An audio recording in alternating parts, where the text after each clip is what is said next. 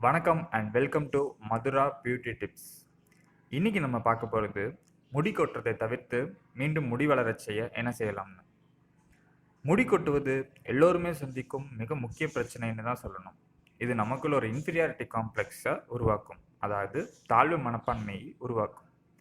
முடி கொட்டுவதை நிறுத்தி இழந்த முடியை திரும்ப பெற என்ன செய்யலாம்னு பார்க்கலாமாங்க. வெங்காயம் முடி கொட்டுவதை தவிர்த்து கொட்டிய முடியை திரும்பி வளர செய்யவும் உதவுகிறது. ஒரு கப் சிறிய வெங்காயம் அல்லது 2 பெரிய வெங்காயத்தை எடுத்து துண்டுகளாக நறுக்கிக் கொள்ள வேண்டும்.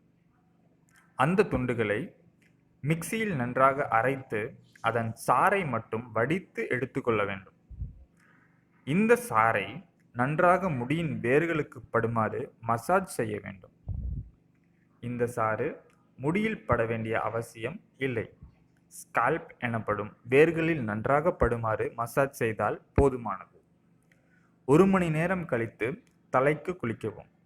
இதை தினமும் செய்து வந்தால் முடி கொட்டும் பிரச்சனை தீரும், மீண்டும் முடி வளரவும் செய்யும்.